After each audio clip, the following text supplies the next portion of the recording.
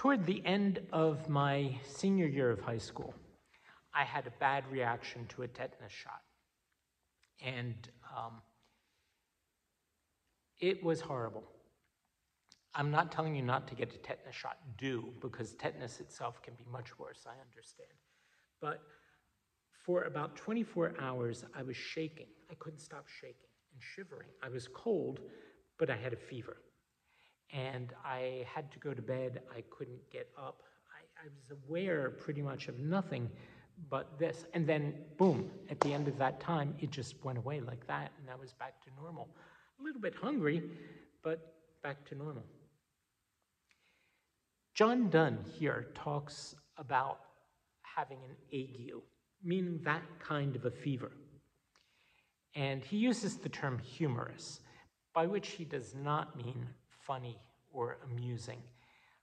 He means full of contrasting and conflicting humors, hot, cold, warm, freezing, wet, dry, the opposites that determine and describe our sensations.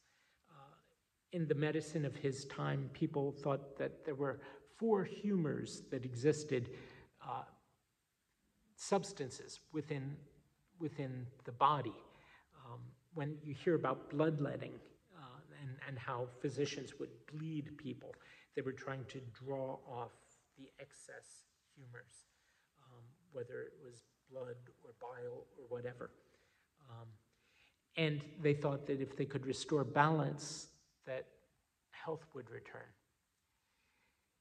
Here he speaks of his relationship with God in those terms and speaks of God as the great physician.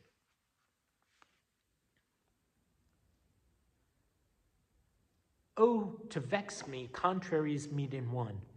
Inconstancy unnaturally hath begot a constant habit, that when I would not, I change in vows and in devotion. As humorous is my contrition as my profane love, and as soon forgot.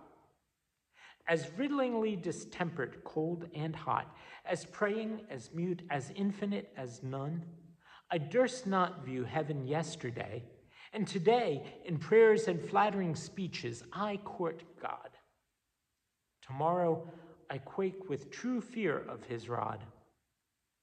So my devout fits come and go away like a fantastic ague, save that here those are my best days when I shake with fear.